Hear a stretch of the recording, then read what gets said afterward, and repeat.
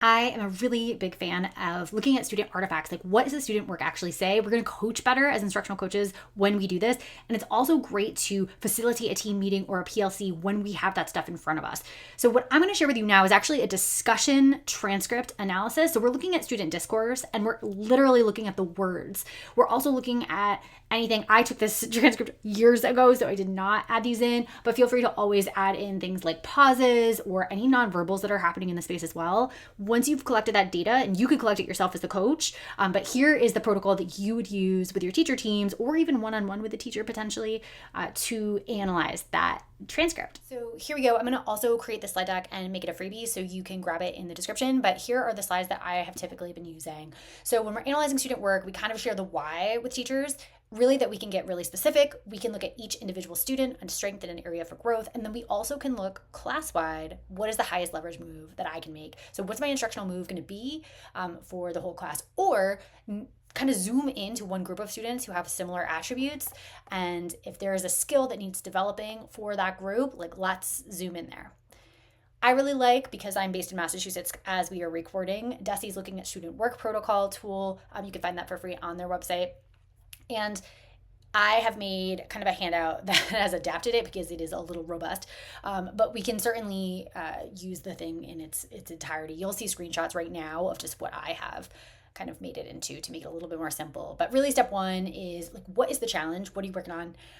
And step two is, what are the purpose and goals of the task? So if we're in a space where we're not all using the same curriculum, or we're having, unique challenges, this is the space where we're just kind of level setting. Here's the background. Here's the context. We're going to look at some student work, but here's what's been going on in my class. This is what the students were doing in this activity, or the prompt they had, or the resource they had.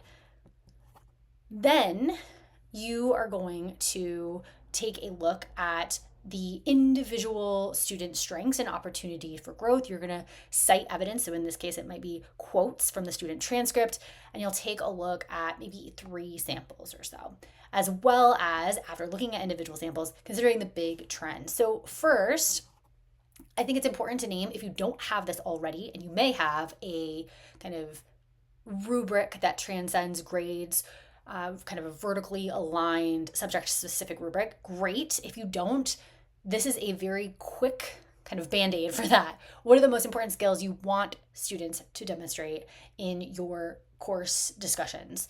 And so you can turn and talk to a partner. All right, I am just going to share a slide that I might share if I was working with social studies educators in Massachusetts, because these are their practice standards. You can do whatever you would like to highlight some of the things that are subject-specific or grade-specific for your crew. So practicing with a student work sample, I think it's good to do one all together. So you can choose something from your group. If you are just kind of working through this process on your own as you're watching this video, you can certainly find a sample transcript. I believe this would be clickable for you in the actual, if you go in and open up the freebie, you can click into this and get a sample transcript. Okay, 2 minutes for reading, identify class strengths and areas for growth, and individually look at the students' strengths and opportunities for growth. So once we have done that, we know what the student work is telling us about strengths and opportunities for growth. Then it's like, what do I do about that? What's my instructional move? So again, I would return to the student sample, look at the area for growth you want to focus on, and then brainstorm ideas for how you would support it. Like, what's your instructional move going to be? And then you can share out. I like doing this in pairs. If you have a really large group, or if you have a group of about 4 to 5 teachers, you could certainly do this where you focus on one teacher's work and everyone's kind of looking at it. I like rotating from week to week or month to month, like who we're focused on, but discussing the trend and maybe the action step for that one person is really helpful. So what's the highest leverage opportunity? What's the instructional move, are kind of the goals here. We want to also name this framework from WIDA, where we have macro versus micro scaffolding. And this caution that's part of DESI's looking at student work protocol. So we really want to make sure we're not trying to make the task super, super easy and lowering the challenge to below grade level.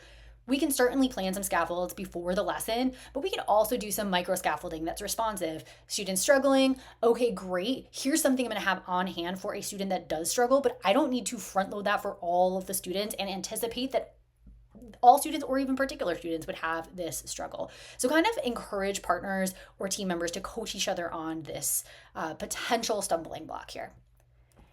Then at the end, just kind of share out. which skills your students most need to develop, and what is your next instructional move.